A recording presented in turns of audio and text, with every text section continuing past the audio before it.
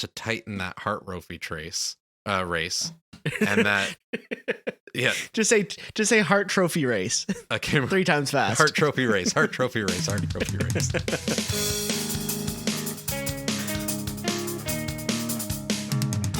Welcome back to another episode of Leafs Fans in Hostile Lands, the podcast where we talk about Leafs games, even though sometimes we just don't want to. It was a bit of an up and down week this week in Toronto. Kind of saw the highest of highs and the lowest of lows. So, getting back to it, so we'll start with the first game of the week. Going back almost about a week ago now. Toronto hosted the Arizona Coyotes in Toronto, and we figured we'd be fine here, like. It's Arizona, right? You're such an optimist. As soon as I see Arizona's coming into town, I go, yeah, that sounds like it's going to be a loss. But you've been trained by the Leafs to understand that they will be beaten by the worst possible teams that come to town. Or where they go. Doesn't matter. Evidence this season has shown that. The one good takeaway that I brought from this game is that they kind of reinforced what happened against Seattle in that they got down by a couple goals at the start of the game. I think, midway through the second, it was 2-1 or something like that, or 4-1. And they came back and actually made it to overtime, forcing that point. So they did get the point. That is a good point. They got the point, which, in my little tiny hockey world, kept them tied with Calgary, which they're now ahead of Calgary. So I'm happy. But the ability to come back and not get too down after Mrazek's showing, after defensive breakdowns, it's a step in the right directions for playoff habits for me. Now let's talk about those things that you mentioned. So defensive breakdowns. Did you think that the defense do you think that they were the problem at that game? I don't think they were necessarily the problem in that game. I think there were a couple looks on Mrazek that just shouldn't have happened. There were a couple goals on Mrazek, though, that also shouldn't have happened on Mrazek's side. So it was a bit of a combination. But the first period just kind of lacked in intensity where they usually come out strong. That's true. They weren't able to make that happen this time. And, the key players weren't really doing anything. Like if you look at the scoring sheet, Kerfoot and Engel are on there, and that's great. But, they're not the ones scoring all the time. So there's no Marner stuff going on there. Bunting was quiet. They got some assists, but I think it was just kind of an all around slow start for them. And then as they ramped up and realized they're going to lose to Arizona, they kicked it into high gear a bit. Now, before they even got a chance to kick it into high gear there, it seems like Peter Mrazek kind of dug them a bit of a hole with those first 2 goals. Yeah. The first one where he tried to just blocker it off into the corner, it drops right dead in front of him. That one you would say is on him. The one where he was way out of the crease and he is diving back in that slow roller, maybe you put that one on him. Now, it seems like it's another game where the goaltending has just made it almost impossible to tell how the rest of the team is even playing, because anytime the puck's coming in, like you don't even have a chance to see what the defense is doing. If everything's going in, the team is playing so differently in front of them. I can't fault Kallgren for the game-winning goal. So that's a good point. Kallgren did come in that game in relief and didn't allow anything in the second half of regulation essentially, and had one amazing save there in overtime. Yeah, he let one in, but that's okay. We'll talk about that one that was let in. Do you? How are you feeling a couple days out after the non-call on Austin Matthews? Are you still feeling the same sense of rage that he was feeling that night and I was feeling that night, or now with a little bit of time, are you feeling calm down a little bit? It still bugs me. It still bugs me that it gnaws at me that the calls can or can't be made to decide a game. Like, so. There's 2 kind of very different schools of thought in overtime, depending on which officiating grouping you get. There's no calls ever. Doesn't matter what you do. You take your skate off and stab a guy. Everything's fine. This was one of those games. Or every little thing gets called and overtime takes forever and one team's given a clear advantage. You see that more in the playoffs when they'll actually call things, because on that 3-on-3, it just seems like anything goes. Now, usually you don't even have a chance to have any sort of penalties unless there's a bit of trips, because there's a lot of open space. But that was a pretty blatant call that you should call every time. Like the ref was watching the hands. He was right there. Yeah. And not only that, the linesman was also in his way afterwards, so he had both the penalty and the linesman to contend with on that one. Yeah, exactly. So it still frustrates me, even more because it was a game deciding play. Okay, we'll come back to a little bit more on that and Austin Matthews and his penalty calls a little bit later. I've got something buddy, we will throw your way. All right, so the next game, we have the much anticipated game in Hamilton with the Heritage Classic. Sorry, not the Winter Classic. The Heritage Classic. Peter Mrazek gets another start. It's a snowy start to the game.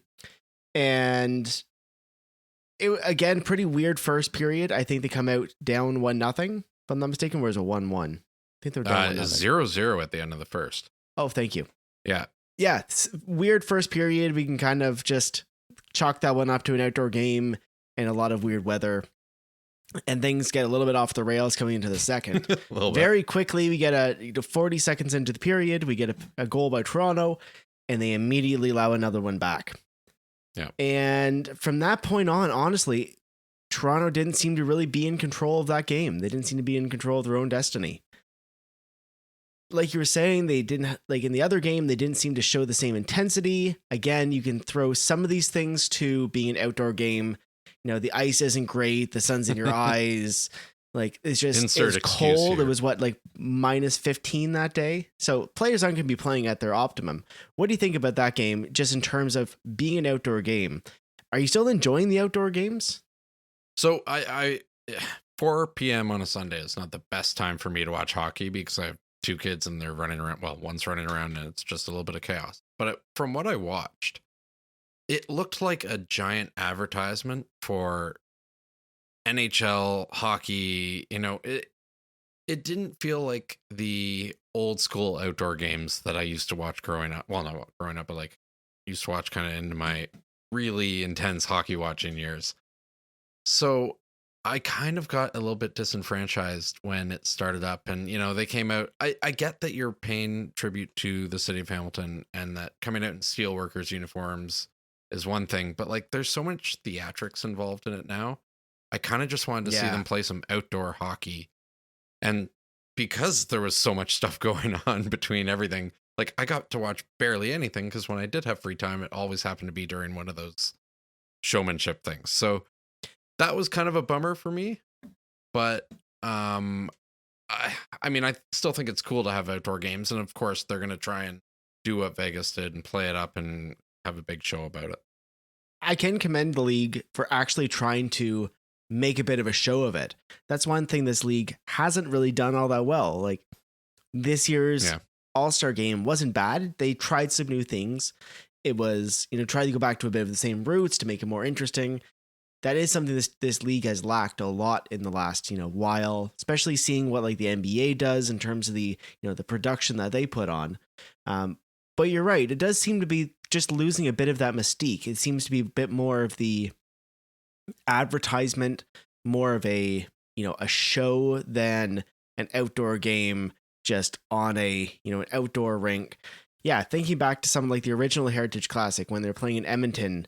Yes, it was like minus 30 that day, but what I think of is the brown pads and the toques on top of the goalie helmets. Yeah. Things like that are the things that I'm thinking of. Now, let's talk a little bit more about, getting a little bit farther into the game. Things did get a little bit heated. There were a couple penalties going each way. The refs didn't completely put the whistles away. But then we get to the end of the game, Matthews gets a little riled up in front of the net with Rasmus Dahlin. And some cross checks are thrown back and forth. The way I see it, I may not be, this is how I'm seeing it. If I'm wrong, I'm sorry. I see Rasmus Dahlin starting a fight. Matthews holding his ground, Dahlin not backing down, and then things getting escalated, and that is when the penalties are called. Right. Now, that cross-check was bad. No, Austin Matthews should not do that. I don't want to see that kind of cross-check in the game. What do you think, Dan? Do you think that was a 2-game suspension? Or based on kind of what we've seen in the past, was that maybe a little bit on the heavy side? So I think it's a little bit on the heavy side, to be honest. So yes, there has to be a penalty for cross-checking to the neck or head area. That can't be okay. Mm-hmm. And, maybe at worst, a game misconduct and throw him out. But to give a suspension and then not give suspensions to very similar plays in any other team, in any other realm or situation, bothers the hell out of me. So, while I think that Matthews should have got something, I also agree. I think Dahlin kind of instigated it and was kind of pushing him around. But to go for the heavy-handed neck cross check is probably not the best way to resolve the problem. But I am frustrated by the ruling by the NHL. Now, I'm going back. The first thing I kind of thought of in terms of cross checks like that, I was thinking of last season when they were playing the Edmonton Oilers. And I remember Jimmy Vesey got into a bit of a chatting match, I'll say, with Alex Chiasson of the Edmonton Oilers. Yep. And after the whistle, Chiasson came over and gave him a cross check in the side of the head. Now, that was after a whistle. That was completely unprovoked. That wasn't during a play. That was a 1-game suspension. Yeah. So it just makes me wonder where they're getting these numbers. Yes, I think it should be a 2-game suspension for Matthews. That in a vacuum, that seems perfectly reasonable. Right. Sure. I'll give you that. Yep. It was a dangerous play. A stick is a weapon, and using it like that just shouldn't be done. But in terms of the evidence around, the rest of the suspensions they've done in the past, I'm not sure if it really lines up. If Austin Matthews, the league's leading goal scorer, one of the front runners for the Hart Trophy this year, could actually win the points race as well. If he's the one that they want to make an example of and say, this is the new standard that we're going to suspend at, I think that's great. He is a well-known face in the league, and be able to point and say nobody else is going to get off after this. No, I think that's a great idea. But at this point, only time will tell if that will actually happen. Or are we going to be back to seeing $5,000 fines after this point? Okay, so because I was frustrated with this hit, a few nights ago, I went down the Twitter rabbit hole and I was looking at similar plays and similar suspensions and stuff like that. And there was a hit from Edmundston against Simmons, where in the playoffs last year. Yeah, he came in the full flying cross speed. The flying cross check. There you go. Yeah, so comes in full that. speed and gets nothing.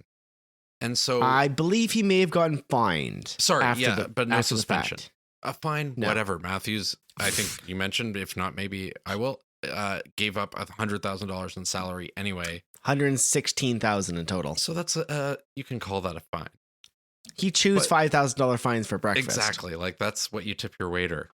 Yeah, but unless officiating is clear year over year and the same, like I went through a whole bunch of different hits, and I was really disappointed to see that the Matthews hit wasn't the worst one I saw, and certainly got one of the heavier suspensions. So I also, in my Twitter, death spiral I was in, came across a couple conspiracy theories that this is all just to tighten that Hart Trophy race and to allow some of the other players to get closer and, compete with Matthews and make it a little bit more exciting. I hope it's not. Oh my God, I hope it's not, because that is not how hockey should be done. But the NHL does everything for views and money, so it's not outlandish. I'd like to believe you that everything the league does is for views, but I don't know about that. I don't think they give a shit who's watching the games. I think they just do it for money, and if people show up and keep paying them to do it, I think that they're happy. Yep. In a perfect world, sure. But this isn't a perfect world. Okay, so we'll move on to the next game. So we're into last night's game with the Dallas Stars. And lo and behold, who do we see to get back in net is our new friend, Eric Kallgren, getting his first NHL start after coming in relief in that Arizona game and playing pretty darn well. So pretty darn well or perfect. Without knowing how that game ended up, just without thinking of that, how are you feeling going into that game, knowing that Mrazek has been, playing at ECHL numbers? Campbell is currently hurt. We don't know how long he's been that's been nagging him. Has that been part of the source of his troubles? I know last year you like to work through injuries. But how are you feeling going into that game, knowing that this rookie who has, I think, a 15-8 and something record in the AHL is going to be starting for these Leafs that have Stanley Cup aspirations? I'm terrified. It's not what you want to see this time of the year. You don't want to see your starting goalie out, and then you don't want to see your backup, who's supposed to be the backup when the first guy's faltering, struggling as well. So I thought they were going to start Mrazek, and I was kind of surprised that they went with Kallgren. But, I looked him up and I was like, okay, well, we'll see what happens. If we can continue, we mentioned in the last episode, if we can outscore our problems and if goaltending can be less of a factor because we're putting in more pucks on the net, great. Let's keep playing that way. But I mean, my hopes weren't high. As you mentioned, his record wasn't fantastic. And, Dallas is a decent team. So I wasn't feeling great about it. Now, one thing about his record down on the Marlies aren't a great team this year. Yeah, that's true. Most of the greatest guys on the Marlies, all the best prospects, a lot of them have been traded off in the last couple of years. But so I'll give him a little bit of pass on that. I believe he won a championship in Sweden last year. Mm-hmm. So he does have a bit of a championship pedigree. I know a lot of teams were looking to sign Kallgren in the offseason. So I'm excited to see what he can do from here. So in that game, he gets the shutout. I don't know if we mentioned that. I think it was a pretty impressive display from what I saw. I only caught the second half of the game, but he looked solid. He seemed like he was confident. He didn't seem to be swimming in the net. He didn't have those same kind of, the wild swings like the other guys did. He seemed very calm, very poised, and looks like he was ready for the opportunity he was given. Yeah, I agree. I think he was definitely ready clearly he was ready. He pulled out a shutout from a team that we know can score, and it was fantastic. And I didn't expect that in my wildest dreams, but I was very, very happy to see that happen. But I also think it was a combination of a bunch of other things that probably led to that shutout happening. If you look at his highlights, yeah, he has some fantastic saves, and he gets into position when he needs to make the saves, whether they're bouncing back and forth in front of him, or they're from the point. So he was looking good, but at the same time, the penalty kill was looking really good. They had 3 power plays that they didn't score on. The Leafs got a power play goal, so that helps also boost some scoring, some confidence. But then the defense looked different, and they moved around the defensive lines a bit, and the defense looked a little sharper. There were less mistakes. There were less open shots from the point that were kind of easy line of sight to the goalie. But then they were also doing more blocking. And this is one of those games that the Leafs blocks were almost matching their other team. Like, they are always significantly lower. In fact, I was looking at blocks league wide right now, and the Leafs are second last behind Carolina, which is kind of surprising. But second last for blocks in the league. Like, they do not get in front of the net and put their body down as much as other teams do. And that's something that they were doing a little bit more against Dallas. I think it was kind of let's all come together for this new guy, give him a good game as best as we can. You have that new goalie smell. You're going to make it work. And it all just worked for them. The offense was firing. That's great. That's what we need, but it's what we need every night. The defense clicked, and Kallgren had a great game. I think couldn't have gone better. Now, I like that you brought up the defense on these ones. It was really nice to see the Sandin-Liljegren pairing get back together. Mm-hmm. They've shown over the season, at least in limited minutes, that they can be an effective pairing. Liljegren, when he came up, he was kind of touted as an Erik Karlsson light. I think he's kind of changed his game. He's become a very good defensive-minded defenseman, which really allows Sandin to, he scored in that game. He was up in the play. He was on the rush. He got that beautiful pass from Marner and then deked out the goalie. Now, you can't do that if you don't trust your partner or you don't trust the other guys that are going to be back there for you.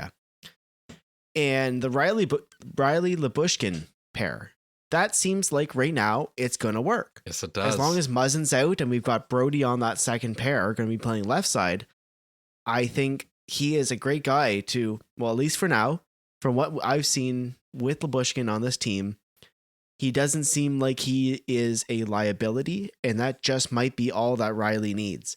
If you think back, his best pair, his best partner he's ever had was Ron Hainsey, and Ron Hainsey was not known for his offensive numbers. He was known as a guy who basically doesn't cross the center line and would just be back there to save Riley in case you get in any sort of situation. I'm thinking Lyubushkin might actually be that guy. He's shown that he's been strong in front of his own net and that he can play well in a defensive role. He's not going to bring up any sort of offensive numbers, but that's why we have Riley.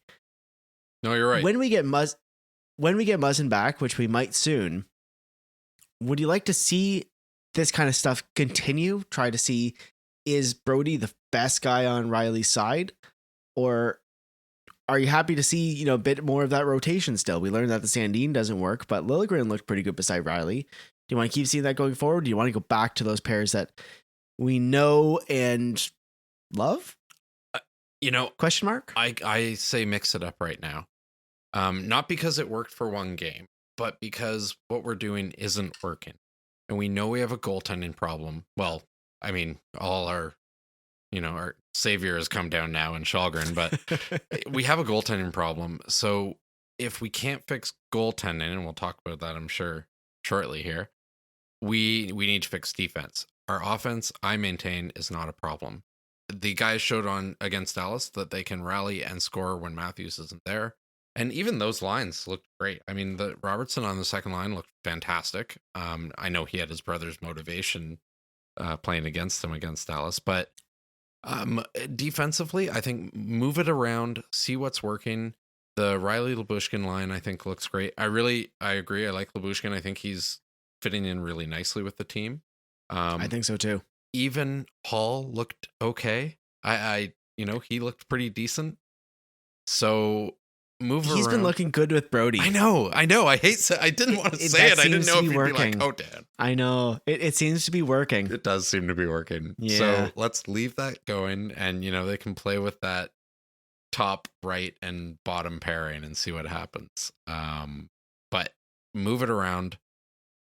If we can get some solid goaltending, then maybe the defense can fall into place also and get into a bit of a rhythm. I really hope Muzzin is healthy when he comes back. Oh yeah, because geez, the defense has actually been looking pretty good since he's been gone. Mm-hmm. And yep, I know we've been kind of ragging on Muzzin this season. I hope that maybe he takes a little bit more time off. Maybe they don't keep him out all the way to playoffs. That's fine. I would like to see him get some reps in before the playoffs come in, but I'd rather let him rest and be healthy and come back the best Muzzin that he can be, because right now I'm liking what I'm seeing with these defensive pairings. Yeah, and you've got like a month and a half left until the season's over. See who's not working in the time it takes Muzzin to get better and cut them out and bring them back. The nice thing about having a guy like Brodie, we can slide him either side. Yeah, that's true. That's one. So nice once side. Muzzin comes back, he's going to play left side. He doesn't play right. But maybe we see a Muzzin Brodie pairing. That might also be another, I don't know I know we've had Hall sit a lot this season. We didn't see Dermott in this game. Yeah, that's true. That might be something that we see again going forward. Well, you're right. It's definitely Brodie moving. I mean, I think Sandin's doing a good job of solidifying himself in the left there. And Riley's obviously not moving.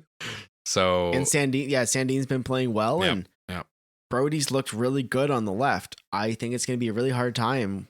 It's going to be a really tough decision when Muzzin goes back as to who's going to come out of the lineup at this point. Do you see a scenario in which Muzzin gets healthy and they choose to continue with the current? Do you see him not being brought back because things are working so well, or do you think because of cap space issues they have to? If he's healthy and he has to come back on the books, he has to. He has to be in the lineup somewhere. I don't think that they can reasonably sit with his $5+ million cap on the side. And I think even Muzzin at 70% is worthy of being in this lineup. Yeah. Really at any time. So I don't think, unless he's actually having a rough time at any point, maybe I'd get him in immediately and then maybe rest him a couple days down the line. But I think at this point you have to bring him back and at least get him some reps, because there's really only 20 games left this season, I think, something in that area. Yep. What are we at right now? We've played 60, so 22 games. Yeah, 22 games. Okay. Almost done. In 6 weeks. Yeah. Yeah. I mean, things are tightening and the trade. A lot of hockey coming up. I know. Yeah, that's for sure. And the trade deadline is making things even more tight right now. So it's going to get crazy soon.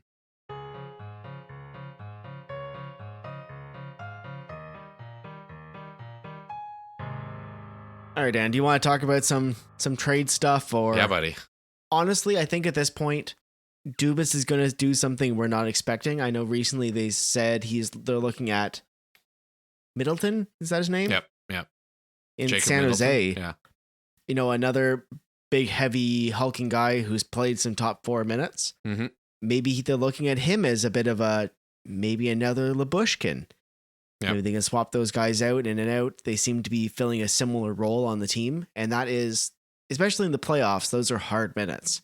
Using your body all night, clearing guys in front of the net. And by having a second one of those guys, that might just be great insurance. That's true. But I mean, for defense with Muzzin coming back, is that like, sorry, I'm still He is struggling. another left-hand guy too. Yeah, exactly. Like, I'm still struggling with the idea of not getting a goalie. And That is a good point.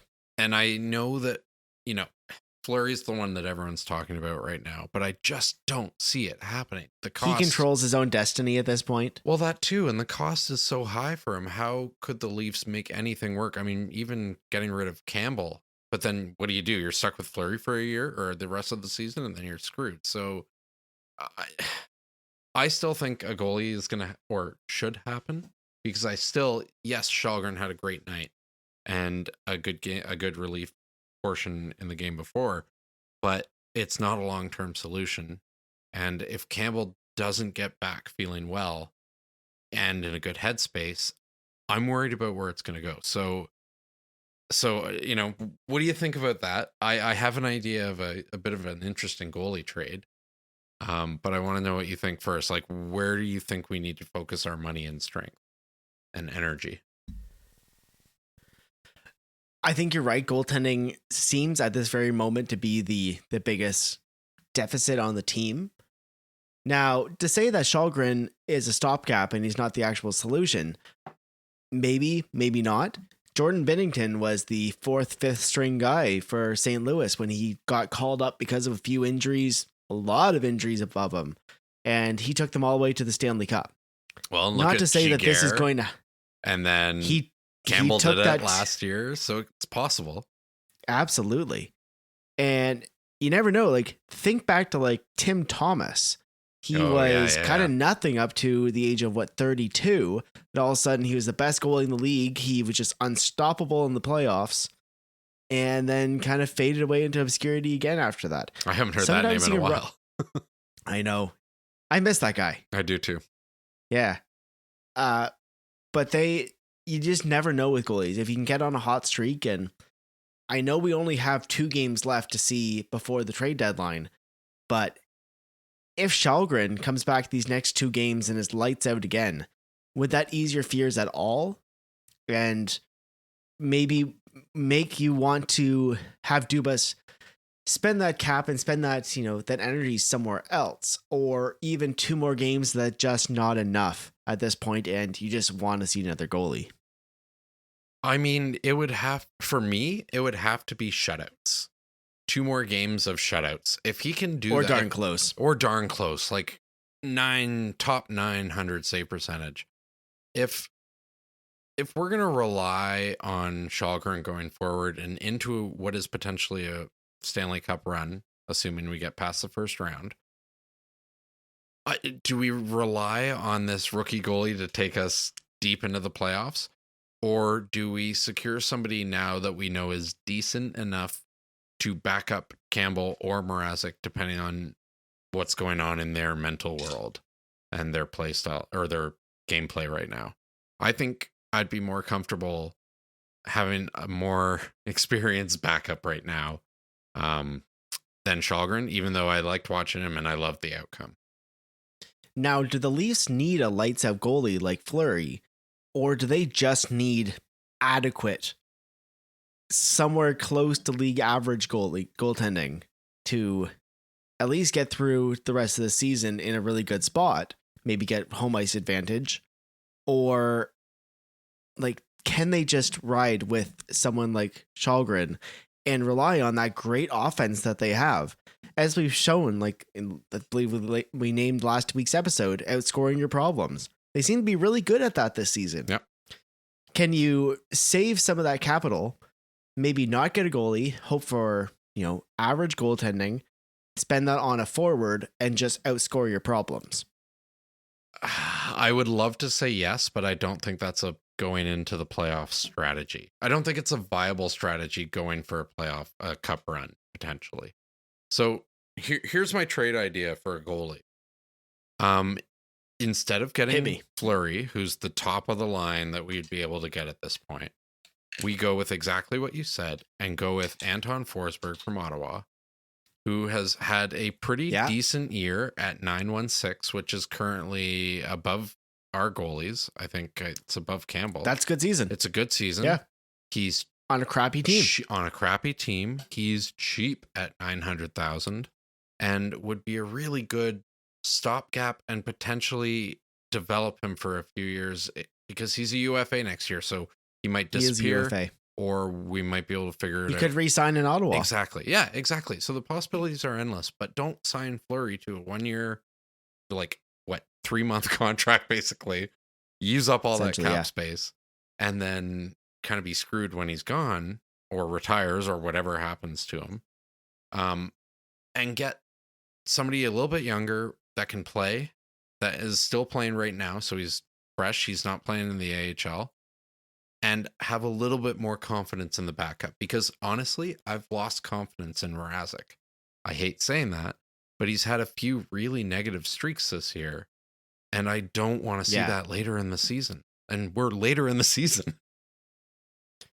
And you know what? I think at this point, I don't really care what happens the rest of the season. The top four in the Atlantic is locked. Yes, exactly. Toronto, even if they go, 500 or slightly below, they're not going to get past in the Atlantic. Yeah. They're not going to get past in the wild card, really.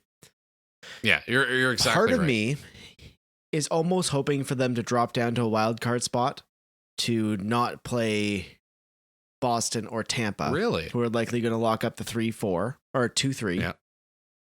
Because honestly, at this point, if I look at the teams out there and who Toronto might be able to beat, it's Florida, or it might be Carolina. Now, I know I said I don't want to see a Freddie Anderson series, but they seem to play. They play the type of hockey that Toronto seems to play well against. Yeah, that's true. Now, Anton Forsberg, I think, is a great name. I love that. And Toronto and Ottawa have shown that they are good trade partners. They've made a lot of trades in the past, especially when it comes to salary cap things and bouncing guys back and forth. I think that is a really good move for someone like Anton Forsberg to come over, because honestly, at this point, they need to sign in Ottawa Forsberg or Gustafsson. Exactly. Because they're both coming up. One's a UFA, one's an RFA. And they've got 6 and whatever tied up to Matt Murray at this point. So they can't be spending any more money in goaltending. And a guy like Forsberg, I think it's time for them just to trade him, be able to get something for him. And I think the Leafs and Kyle Dubas really should be on the phone all day, every day, trying to make a deal work with Pierre Dorion here in Ottawa. I agree. I mean, the team is rebuilding. They're not doing anything this year, so they don't have to worry about that. They can figure out goaltending midway through next season if they have to. They've got cap space, so they could grab Fleury if they wanted to for next year, if they could afford it and convince them. A pairing of Matt Murray and Fleury and Fleury, Marc-Andre Fleury. Yeah, that'd be hilarious. Wonder if that sounds familiar. Has it happened before? No. That was Pittsburgh. Oh, was it? Oh, yeah. Oh, yeah. Yeah, because Murray took over they traded Fleury, or they got rid of Fleury in the expansion draft so they could keep Murray. Yeah. And now they've got Jari. What is it with Pittsburgh? They just seem to be a goaltending factory. Hey, well, then let's let Ottawa have them. Let's let Ottawa have Fleury. But for us there's just a few teams in the league that just seem to always have new goaltending that plays so well for them. Yeah, like Rask, right? I want that. I want that so badly. Well, we almost had it, and then we screwed it up. Well, like, but we're not the New York Rangers who go from, Mike Vernon to Lundqvist to Shesterkin. It's like, how do you have just 3 Vezina goalies, one after another after another? No, it wasn't Mike Vernon. It was Mike Richter. But that's the one. Mike Vernon was in. But they also pay for that. Detroit. And it's showing in their season. Like, they're having a pretty good season goalie-wise. Yeah, they just draft really well. Yeah, that's also true. But really, do you have any other names that you want to throw out there for some trades? Or I mean, for Toronto, not for me. Sure, it would be fun to sign somebody like Geo or Chychrun or something, but to be fair, I think Arizona would be crazy to get rid of Chychrun because they are crazy. Well, yeah, but they're crazy, but they're also in kind of a desperate position. And if they're going to move forward, they can probably get a pretty good deal for him and use that to keep building. But I'm so much more worried about goaltending because of Campbell's ability to go hot and cold. I don't really think we should be well, certainly not a forward, maybe a D. But as you said, like Middleton would be great, but how do we get him and solve the goalie problem at the same time? That would also be relying on Käll to keep us and take us all the way, potentially, or if Mrazek kicks off his negative streak or whatever's happening. Or they do some blockbuster trade where it involves a goalie and a defense, and then Mrazek going. But who's going to take Mrazek now? Like, he's not top of the trade Arizona? list. Yeah, right. They took Nick Ritchie. Why won't they take Ian Mrazek? Yeah. Well, I don't see it happening, to be honest. But hey, if it does, if Dubas can pull that off, amazing. Then he is the right man for the job. But really, like, it's also tight for Dubas too, because if he doesn't make the right decision here and the Leafs don't go deep, he might be in trouble too. So he's kind of under the gun to figure this out as well. And him working with Keefe, hopefully they figure out what the Leafs need. But in my opinion, it's a goaltender. All right. So we'll be coming back to you next week after the trade deadline. We're going to do a fun in-person podcast with the 3 of us together. Yep. And we're going to go over everything that happened during the trade deadline from now until that day. Hopefully there's going to be a big trade, or we can sit there and commiserate about looking at the same 23 guys on the Leafs roster that we're looking at today. So let's see how that goes. Now, with the goaltending going forward, we sent out to our social media with your hostile take, our nice news segment. We want to hear your comments. So we asked to everybody, how many straight starts does Kallgren get in net going forward? So we got a response here from our old friend, 5 out of 7. He said, I'm going to say 3, and then the hype will end. We're up against Carolina and Nashville, and he's going to get lit up by New Jersey because that's just the most Leaf thing that can happen. Yes. He may be biased because he's right. He was part of the Sparks hype train a few years ago. Do you think it's all hype with Kallgren, or do you think that his championship pedigree with back in Sweden, plus a not too bad season with the Marlies and a good start, do you think that's something he can continue on? Do you think he's going to get 3 starts in a row, or do you think we're going to see Mrazek back before that New Jersey game? Just based on the way Keefe was coached, I would be disappointed if he didn't put him in for the Carolina game. I think Keefe typically rewards when a goalie's earned a start, like the next start, he typically rewards it with that start. So I think, you've got Mrazek to fall back on if Kallgren has a really terrible start, but it's also Hutchinson. Don't forget about Hutchinson. Oh yeah, of course. Right. Sorry, my bad. We can always call him. Throw him on the TTC and get him over to the ACC. Yeah, of course. Oh God. Can you imagine going 3 years back in hockey watching and just hoping it works? I hear there is rumors of Reimer to Toronto. So do you want to go back 7 years? I heard that too. And as much as it would be fun to watch Reimer come back, that's such a Leaf thing to have happen. It's like, we're struggling. You're what we can afford. Bring you back. We're not going to go past first round. But at the same time, it's almost like the least Leaf thing, because once you get out of Toronto, you're like, oh my God, I just don't want to go back to that pressure. that's fair. Good point. No, I hope Källgren gets the start against Carolina. And I agree with 5 out of 7. I think it would be nice to see a couple games. 3, the Devils lighting up Källgren would be absolutely the most Leaf thing to happen. So, maybe hold him for 2 games and then give him a break and let Mrazek get walked over again. Well, and Canadians, because we're going to lose against them. And then we're going to destroy the Panthers and Bruins and Jets. So, yeah, I think he'll get a couple starts, but I think Källgren deserves the next start against Carolina. What do you think? Do you think he's earned it at this point?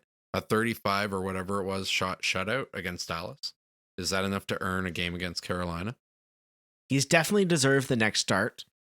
And I think with Mrazek's play at this point, I would start Källgren again against Nashville as well. Yep. Nashville's been on a bit of a spiral lately, and that might be a great game to start him against. And then New Jersey, like you said, that for him to get lit up is just the most Leafs thing ever. So that might be a game where you start Mrazek in it, and if things immediately go sideways, you get him out and you get Källgren back in, kind of like what Keefe wanted to do in that Arizona game. But yeah, I think at this point, Källgren has at least earned the next 2 starts, not only because of his own play, but because of the play of Mrazek as well. That's fair. And I think Campbell's back, the game against the Canadians? He should be? Possibly. They said 2 weeks, but that's minimum 2 weeks. So that put him between the Devils and Canadians, maybe Florida on the 27th. Kind of one of those, well, I'll believe it when I see him in net. Right, exactly. I think you're right. Game or 2 to Källgren and see what happens. I think it'd be fun to watch him play against Carolina, and imagine he plays immaculately and does really, really well, and they get less than 1 goal. I would be thrilled.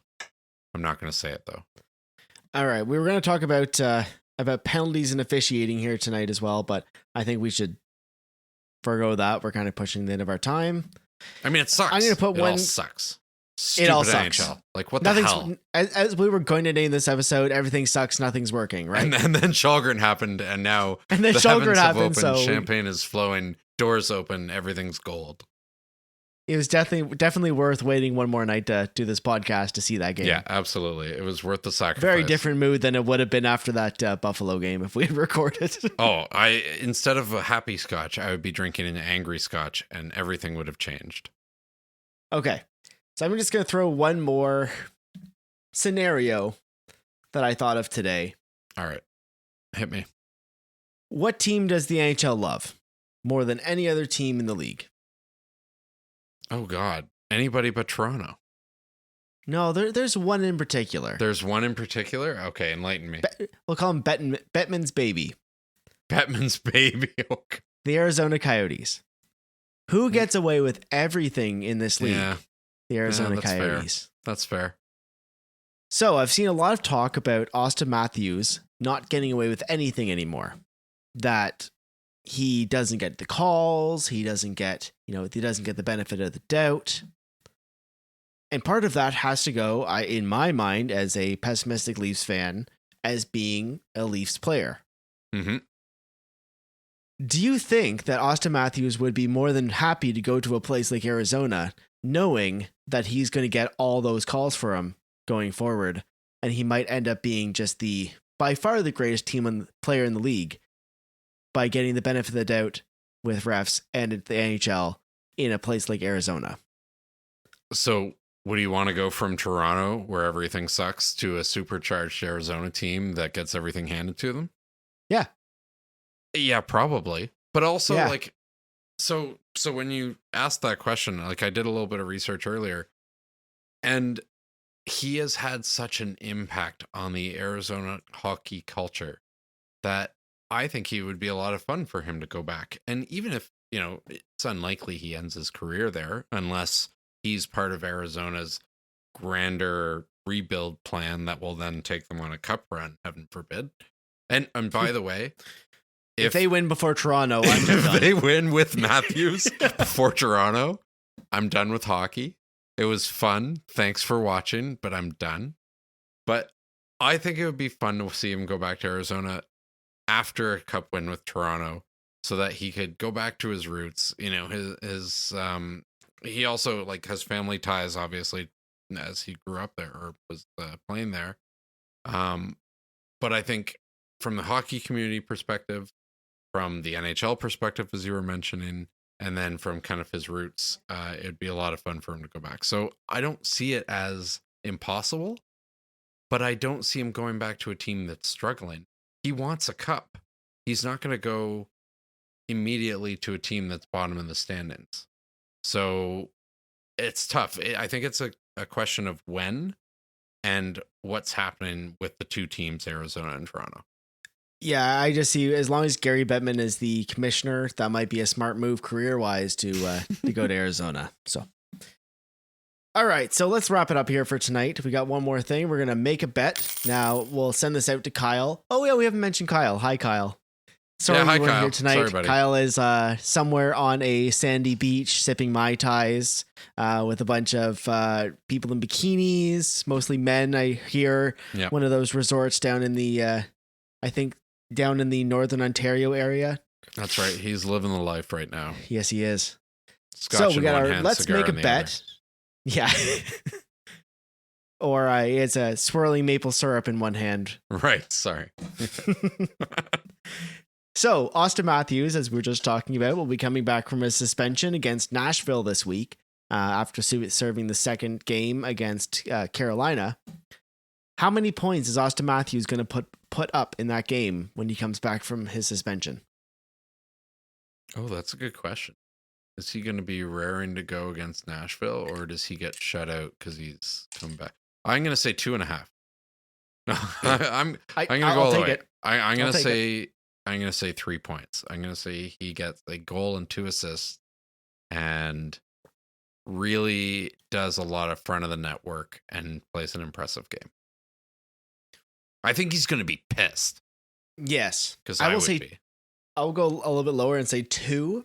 I agree with 3, but UC Saros will probably be in net. Oh, I forgot about Saros. So I'll say that might be 2. Right. So all right, now Kyle, it's time for you -2. to let us know yours. Please scream it into the ether. Thank you very much. All right, everybody. Thank you for listening. Don't forget to check us out in your favorite social media app. Find us on Twitter, Facebook, Instagram at LFHL Podcast. Find us on YouTube. The nice thing about listening to on YouTube, we've got all of our segments up there with the chapters, so you can skip forward to whatever you're looking for, whatever we're talking about that week.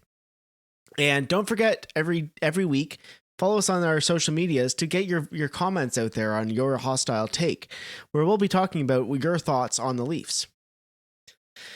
All right, Dan, is there anything you want to add before we take off here tonight? I'm good, buddy. Let's hope the Leafs make good decisions before the trade deadline. Yeah, buddy. All right. You say it. Go Leafs, go. Go Leafs, go.